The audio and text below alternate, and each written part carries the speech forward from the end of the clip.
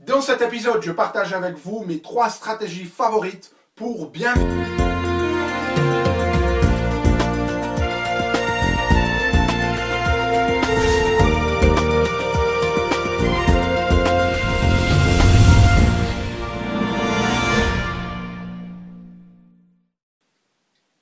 Parce que la vie est bien trop magique pour être petite et que nous avons tous besoin d'une prescription pour grandir en conscience et faire que nos rêves dévorent notre vie. Bonjour, je suis le Dr Yannick Pauly, bienvenue à un nouvel épisode d'une grande vie. Et vous le savez, chaque semaine, je vous propose des stratégies pratiques, pragmatiques pour grandir en conscience, qu'elles soient d'ordre physique, émotionnel, psychologique ou spirituel, parce que c'est cette conscience qui est au cœur de notre évolution en tant qu'être humain et d'une vie pleinement vécue. Alors, dans cet épisode, nous allons faire quelque chose d'un petit peu différent, où d'habitude, je partage des conseils que j'ai glanés à gauche à droite, mis en application pour moi-même et pour mes patients, afin de pouvoir mieux vivre. Et puis dernièrement, j'ai reçu quelques emails qui me demandent, mais finalement, Dr Pauly, vous partagez énormément de stratégies, lesquelles vous touchent le plus, lesquelles vous servent le plus, et d'autres questions qui étaient liées aussi à quel livre vous en touchez, et ça, j'en parlerai dans une prochaine vidéo. Aujourd'hui, je vais partager avec vous mes 3 stratégies favorites.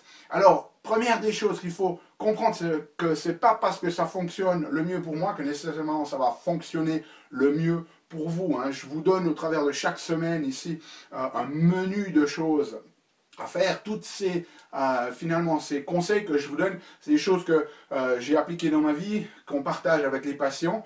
Et puis, au fur et à mesure, en fonction des phases de notre vie, il y a certaines stratégies auxquelles on retourne. Peut-être qu'on va les utiliser un moment, et puis ensuite, il y en a d'autres qui deviennent plus importantes. Donc, c'est quelque chose de très, très dynamique. Donc, ce que je vais faire aujourd'hui, c'est que je vais vous partager 3 stratégies. Il y en a une qui est vraiment la raison pour laquelle je l'ai choisie, c'est la première. C'est une constante au travers de ces 20 dernières années, je dirais, de recherche dans le développement personnel et dans la santé. Donc c'est une constante, donc ça nous montre à quel point c'est une stratégie qui est très importante, du moins pour moi. La deuxième stratégie, c'est la stratégie sur laquelle je travaille aussi depuis 20 ans et à laquelle je ne prétends pas encore être complètement arrivé. Je ne crois pas qu'on y arrive complètement vraiment, mais c'est une aspiration. Et puis, la dernière, c'est une que j'ai mis en place ici maintenant depuis, je dirais, quelques mois seulement, qui a vraiment eu un impact très important pour moi. Je ne pense pas que cette dernière, c'est une stratégie que l'on peut mettre en place comme ça conceptuellement. C'est vraiment une stratégie qui est née ou dont le timing et la raison pour laquelle elle arrive maintenant, c'est un peu la conséquence ou le résultat du travail sur moi-même. Donc ce n'est pas quelque chose que j'aurais pu mettre en place il y a même une année, c'est quelque chose qui est né spontanément. Donc allons dans ces premières stratégies ici. Et puis la première stratégie qui est extrêmement importante pour moi, c'est d'avoir une forme de soin corporel. Okay, des soins corporels, et je mettrai ici dedans même de développer ici la conscience du corps. Et ça, c'est très important. Ça n'a l'air de rien, mais en fait, il y a une étude finlandaise qui a montré que les personnes qui souffrent de ce qu'on appelle d'alexithymie, c'est-à-dire les gens qui ne sont pas vraiment connectés à leur corps, qui n'arrivent pas à ressentir leurs émotions, qui n'arrivent pas à ressentir leur corps, eh bien, ils vivent en général 5 ans de moins que les personnes qui ont bon ressenti de leur corps. Alors pourquoi est-ce que l'on a besoin de soins corporels? Parce que finalement le corps va être l'expression d'énormément de ces choses qui sont inconscientes. Et je peux vous dire qu'au travers du travail que j'ai fait sur moi, et si vous êtes dans une forme de développement personnel, vous savez qu'on va beaucoup travailler sur les émotions, on va beaucoup travailler sur les pensées, sur les croyances, et puis au-delà de ça, on peut même aller commencer de développer des sensibilités à tout ce qui est au-delà du mental, dans les énergies subtiles, la manière dont les grands cycles universels, la lune, les saisons nous influencent, etc. Mais au final, tout va passer par le corps. Et je crois que vraiment ce qui manque beaucoup dans le coaching actuellement, dans la transformation personnelle, c'est que l'on passe beaucoup par le mental. Okay? Ou alors on va même travailler dans la spiritualité, mais on oublie aussi ce travail sur le corps. Et puis moi je peux vous dire que par les formations que j'ai faites et par les personnes que je connais, j'ai eu l'occasion de traiter des gens dont vous connaîtriez le nom, qui sont très connus dans ce domaine du développement personnel, certains, même personnes qui sont très connues dans le monde du business. Et je peux vous dire que d'avoir mis mes mains sur eux, je peux vous dire que c'est une stratégie qu'ils n'ont pas vraiment appliquée, parce que certaines personnes même, qui sont considérées comme des personnes qui sont très en contrôle de leur vie, qui ont fait des choses spectaculaires, ou qui ont des formes de conscience vraiment très développées, quand vous allez travailler avec leur corps, eh ben, c'est pas aussi équilibré que ça là-dedans. Et il y a plein de mémoires qui sont encore présentes. Donc c'est très très important que vous intégriez un soin corporel. Alors bien évidemment, moi j'ai fait une formation, hein, l'univers m'a guidé dans le monde de la chiropractique, donc je vais avoir un biais en faveur de la chiropractique, mais il faut savoir que finalement, ce qui est important, c'est que vous ayez quelqu'un qui travaille avec votre corps. Ça peut être un chiropraticien, ça peut être un ostéopathe, ça peut être un masseur. C'est pas vraiment important. Ce qui est important, c'est deux choses. Un, que vous ayez un soin corporel qui soit régulier. Que ce ne soit pas juste un truc que lorsque vous avez mal, vous allez chez quelqu'un, il vous fait quelques manipulations et vous avez moins mal. Il faut que vraiment vous ayez un accompagnement au niveau corporel. Une personne qui vous accompagne et qui puisse offrir des soins qui évoluent aussi en fonction de votre évolution. Et ça, je vais y revenir. Et puis, deuxième aspect qui est très très important, c'est que je crois que lorsque l'on est dans cette dynamique finalement de transformation, d'avancer, de travailler sur soi-même, il faut qu'on ait toujours quelqu'un qui puisse nous en apprendre plus. Moi, je pense que je ne peux aider que les patients qui finalement sont à un niveau, au niveau de leur développement de conscience, un petit peu en dessous de moi. Okay? Si je vois les gens qui sont au-dessus de moi en conscience, c'est eux qui me tirent.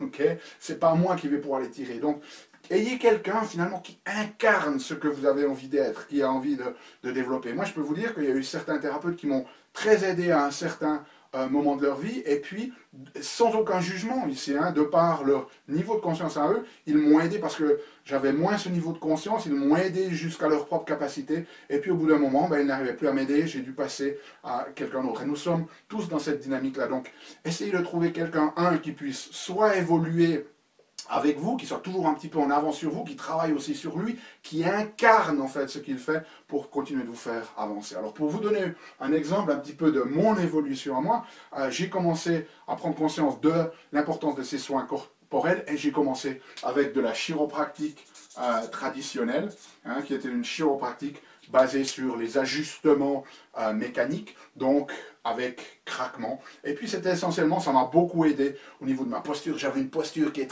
très fermée. J'ai fait très longtemps gardien de foot, hein, donc je m'entraînais 4 fois par semaine plus les matchs, tout le temps dans des positions comme ça de gardien de but. Donc j'avais une posture très fermée et ça m'a vraiment aider au niveau mécanique. Et puis au bout d'un moment, ben, on se lasse un petit peu de ces manipulations mécaniques, de ces ajustements mécaniques, parce que finalement ça vous libère au niveau physique, mais ça ne va pas plus loin. Et moi j'avais besoin de plus, et c'est là que j'ai découvert une technique que l'on appelle NSA. Network Spinal Analysis, ou pour court Network, qui a été développé par un chiropraticien américain, Dr. Donald Epstein. Et là, pour moi, c'était la révélation, parce que c'est une technique qui n'était plus basée juste sur l'aspect mécanique, mais c'est une technique qui vient travailler au niveau du système nerveux.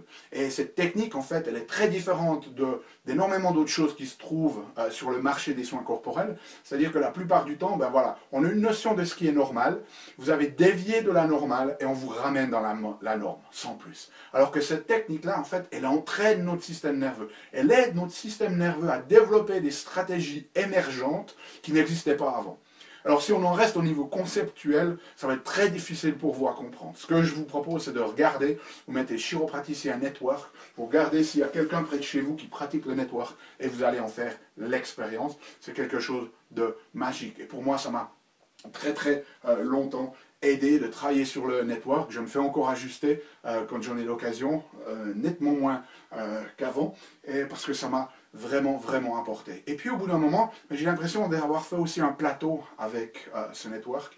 Et puis finalement, j'ai eu besoin d'une autre prise en charge de soins corporels ici, qui amène une dimension, je dirais, plus de conscience. Toujours un travail par le corps, mais avec un aspect on pourrait dire énergétique, si vous voulez. Je n'aime pas très trop ce mot dans cette dynamique-là, parce qu'il y a toujours un travail qui se fait par le corps, mais c'est beaucoup un travail sur la conscience. Et là, j'ai la chance d'avoir un coach admirable qui est en même temps ma femme, qui a au travers de ses propres expériences, de sa propre intuition, de son propre niveau de conscience, et là j'ai vraiment le cadeau d'avoir une femme phénoménale à ce niveau-là. Et c'est en fait ma coach, c'est elle maintenant qui me fait ses soins corporels au niveau de cette intégration qu'elle a fait de son coaching d'intégration à la conscience et qui m'aide vraiment en ce moment et qui est la continuité, si vous voulez, un petit peu de ce que j'ai fait là. Donc, choisissez où vous en êtes. Peut-être si c'est vraiment, au départ, vous avez peut-être vraiment besoin de soins beaucoup plus structuraux, beaucoup plus mécaniques,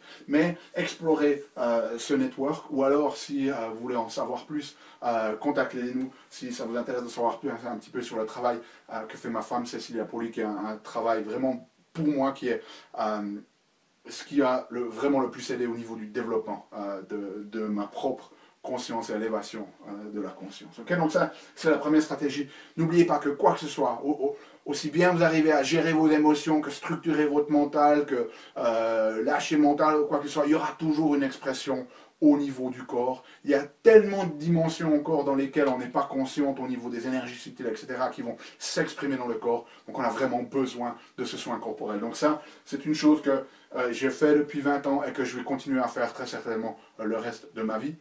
Au niveau de la fréquence, pour vous donner une idée, j'essaie chaque semaine ou tous les 15 jours. Mes propres enfants, on travaille ici en network une fois par semaine, une fois tous les 15 jours. Donc, si pour moi c'est important à ce point-là, investissez en vous-même, méritez, rendez-vous conscience que vous avez de la valeur et investissez dans ce genre de soins à la fréquence qui vous convient le mieux, comme je dis pour moi, par rapport à la vie actuelle, l'état dans lequel est la société, je pense qu'une fois par semaine, une fois tous les 15 jours, c'est un grand minimum. Okay? Ensuite, deuxième stratégie, comme je l'ai dit, qui est une stratégie maintenant à laquelle j'aspire, okay? Et loin de moi la prétention de vous dire que je suis arrivé, okay? C'est de vivre dans le cœur, par rapport à vivre dans sa tête. Et ça, bien évidemment, ce n'est pas quelque chose de facile parce qu'on vit dans une société qui est très dans le mental. Alors, ça veut dire quoi, vivre dans son corps? La première des choses que ça veut dire, c'est que ça veut dire essayer d'être beaucoup plus dans le ressenti que dans la réflexion. Okay? Ça ne veut pas dire qu'on met complètement de côté. Okay? Ça ne veut pas dire qu'on devient complètement dans son cerveau droit, si on veut prendre une symbolique ou une métaphore associée à ça, et qu'on oublie complètement le cerveau gauche, mais c'est de trouver un équilibre, au minimum un équilibre entre les deux. Mais d'être de plus en plus dans le ressenti plutôt que dans la réflexion. Et ce que ça veut dire, ça aussi, ce que ça implique, c'est qu'il va falloir trouver des moments pour soi. S'extirper un petit peu de la folie de la vie quotidienne, partir un peu en retraite, si vous voulez, même si c'est juste 20 minutes par semaine, mais pour être là et pour pouvoir écouter son propre ressenti. Le deuxième élément qui est associé à vivre dans le corps, c'est aussi vivre dans le moment présent. Okay? Parce que le mental, lui, il vit très souvent dans le passé ou dans les projections du futur, mais quand on est dans son cœur, on est dans le moment présent. Et là, il y a quelque chose de magique, c'est-à-dire que dès le moment où on est dans le passé, eh bien, on a tendance à vivre sur tout ce qui s'est passé dans le passé avec des émotions potentiellement de culpabilité ou de regret. Et puis dans le futur, on a très souvent tendance aussi à projeter les peurs de choses qui pourraient éventuellement se passer. Lorsque l'on est dans le moment présent, dans son cœur, toutes ces choses-là s'effacent et puis on est vraiment dans un sentiment d'être centré, d'être pleinement présent dans la plénitude. Okay? Troisième élément associé avec vivre dans le cœur, c'est aussi que le cœur, il va diriger un petit peu les questions que l'on se pose dans la vie. Et si quelque chose vous arrive dans la vie, c'est jamais ce qui vous arrive, c'est l'interprétation qu'on en fait. Alors une question qui viendrait du cœur, c'est de dire, quel est le cadeau que la vie m'envoie dans cette circonstance? Alors qu'une question de la tête, ça serait, pourquoi moi? Okay. Et bien évidemment, la question détermine la réponse. Donc, lorsque vous dites quel est le cadeau, ça va ouvrir des portes complètement différentes que lorsque vous posez la question pourquoi ça m'arrive à moi. Okay. Ce qui est phénoménal lorsque vous êtes dans votre cœur, c'est que le cœur, il est non local. Ça veut dire que les informations qui vont vous arriver, ça ne va pas être des informations qui sont répétées, des mémoires de choses qu'on a vécues du passé, ce qui est le cas de notre mental. Finalement, notre mental ne peut jamais nous crée quelque chose de nouveau, il recycle, si vous voulez, des vieilles expériences. Alors qu'une fois que vous êtes dans le cœur, vous accédez à l'intuition, à la créativité. Et ça vous donne accès à d'autres formes de connaissances qui ne sont pas juste des connaissances intellectuelles, mais des connaissances intuitives. Et ça peut faire toute la différence. Donc, vivre dans le cœur, ça veut dire vraiment vivre centré, vivre à l'intérieur de soi, pas vivre en périphérie. Il y a cette notion d'un auteur dont je ne me souviens plus, mais c'est un petit peu de dire, si vous vous trouvez dans une forêt au milieu de la nuit et qu'il y a un orage qui passe avec des éclairs et tout, ça peut être effrayant, okay, avec la pluie qui vous tombe dessus. Par contre, si vous êtes à l'intérieur de votre maison, à côté d'un bon feu, et qu'il y a le même orage dehors, c'est une dimension complètement autre. Vous pouvez même commencer d'apprécier cet orage qui vous fait apprécier encore mieux le feu et les circonstances. Donc c'est ça être dans son cœur, c'est être centré, c'est être à l'intérieur de soi, vraiment à l'intérieur, dans son centre, pas en périphérie. Et c'est là qu'on commence à devenir vraiment fort, c'est là qu'on commence à devenir vraiment confiant, c'est là que l'on développe la valeur de soi. Parce que lorsqu'on est en périphérie, c'est juste du mental, c'est juste du concept, et à la moindre circonstance qui nous choque un petit peu, oh, tout le système se déstabilise. Alors que lorsque vous êtes centré, eh bien, c'est quelque chose qui est intouchable. C'est un peu comme une toupie. Si vous avez une toupie qui vibre à toute vitesse comme ça, elle est centrée sur son centre. Vous pouvez la toucher, elle va se déplacer, mais elle va continuer à vibrer. Alors que si vous êtes sur une toupie qui a ralenti, elle vacille comme ça, et la moindre petite perturbation va la faire tomber et s'arrêter. Okay? Et puis, finalement, troisième stratégie, qui, comme je vous l'ai dit, est une stratégie que j'ai mis en place depuis quelques mois, que je n'aurais pas pu mettre en place il y a 6 mois ou une année ou même avant, parce que ce n'est pas quelque chose que l'on peut forcer de l'extérieur, c'est quelque chose qui naît spontanément, qui émerge, si vous voulez, de l'avancée sur son propre chemin. C'est ce que j'appelle l'oisiveté. Et j'ai fait une vidéo sur le pouvoir de l'oisiveté. Alors l'oisiveté, ça veut dire quoi? Ben là, l'oisiveté, ça veut dire arrêter de planifier les choses. Se donner du temps pour soi sans avoir aucun objectif. Au lieu de planifier les choses, de se donner plus de temps pour que des opportunités se créent. Et ça, c'est vraiment très très intéressant, parce que si vous m'auriez vu il y a une année, j'étais un espèce de maniaque du planning. Hein. Ça m'a énormément servi dans certaines périodes de ma vie pour créer des choses, avancer. Mais c'était un peu comme, ma vie était un peu comme un checklist, si vous voulez, d'un pilote d'avion. Et puis depuis environ une année, j'ai complètement abandonné ces choses-là, parce qu'au bout d'un moment, ça m'a servi pendant très longtemps, et tout d'un coup, ça ne me sert plus. Donc, ça veut dire quoi être dans la loisiveté? Ça ne veut pas dire juste ne rien faire, même si c'est possible aussi de ne rien faire, mais c'est de faire les choses avec spontanéité. Et ça, c'est quelque chose aussi de très très puissant au niveau thérapeutique pour les gens notamment qui ont des épuisements professionnels, des burn-out ou qui sont sous stress. C'est de se prendre un moment, ça peut être une matinée par semaine, ou si vous n'y arrivez pas, une matinée par mois, où vous n'avez absolument rien planifié. Okay? Vous ne planifiez même pas de vous reposer. Vous êtes complètement libre. Vous vous levez le matin et vous êtes ou vous faites en fonction de votre ressenti. Alors ça peut être le fait de simplement passer la matinée au lit, ça peut être regarder la télé, ça peut être travailler sur un projet auquel vous contribuez, mais ce n'est pas planifié à l'avance, vous êtes complètement dans la spontanéité. C'est ça, l'oisiveté pour moi, c'est d'être finalement, d'avoir aucune pression de devoir faire quelque chose. C'est-à-dire juste dans la spontanéité de faire quelque chose si j'en sens l'inspiration, et aussi de ne rien faire si j'ai cette inspiration-là. Et juste d'être dans l'être. Et une des autres composantes de cette oisiveté aussi, c'est d'arrêter de perdre de l'énergie pour rien. Je crois que dans notre société, on dépense énormément d'énergie pour pas grand-chose. On regarde, je passe par exemple le matin en voiture lorsque je vais servir au cabinet, je passe devant des arrêts de bus et il y a des gens à 6 heures du matin, ils sont déjà sur leur téléphone portable en train de parler, et je me dis, ouais, les gens ne sont pas en train de diriger le monde, je me demande à qui ils peuvent bien parler, parce que moi, à 6h30 du matin, il n'y a personne que je connais à qui je peux vraiment justifier de parler le matin comme ça. Donc, on parle souvent, alors que des fois le silence s'imposerait. On parle pour dire des choses et on dépense de l'énergie là-dessus. On fait aussi souvent des choses, on fait pour faire. Okay? Il y a une phase de ma vie où j'étais tout le temps en train de vouloir faire quelque chose, simplement parce que je n'étais pas à l'aise avec le simple fait de me retrouver seul avec moi-même. Donc on faisait des choses, et puis d'un coup je me dis, ah mais il faut que j'arrête de faire ces choses. Eh bien, mon mental essayait de me faire faire encore autre chose. Il me fait, ouais mais au moins lis un livre. Okay. Et puis on essaye de résister à ce mental et puis de dire non, il faut juste que je sois dans l'être maintenant. Ok, bon, mais alors lis au moins un livre sur la spiritualité. Okay. Vous voyez un petit peu la dynamique du singe ici dedans. Et donc c'est simplement d'arrêter de perdre de l'énergie à parler quand on n'a pas besoin de parler, à émettre de l'information là, sur nos mobiles alors qu'il n'y a pas de raison d'être et qu'on n'a pas besoin de plus d'informations. Ce qu'on a besoin, c'est un peu plus de sagesse, okay, un peu plus de sacré dans ce que l'on émet dans nos pensées, et puis d'arrêter de faire des trucs simplement pour nous anesthésier parce que si on s'arrêtait, on sent qu'il y a un grand vide. Au bout d'un moment, si on veut évoluer, ben, il faut s'arrêter. Il faut laisser cette place au vide, il faut donner la possibilité de se laisser tomber dedans et aller voir ce qu'il y a vraiment dans cet aspect noir et profond de nous-mêmes que l'on a tous. Okay. Donc voici les stratégies. D'habitude, je vous dis, mettez-les en application. Ce que je vous dirais aujourd'hui, voyez si elles vous inspirent. Okay. Moi, ce que je dirais, au moins cette première stratégie, le reste, ce n'est peut-être pas le moment dans votre vie, mais je voulais juste les partager parce qu'on m'a demandé. Nous, on se retrouve bientôt pour une nouvelle vidéo. D'ici là, souvenez-vous, émerveillez-vous, aimez la vie et contribuez chaque jour un petit peu plus.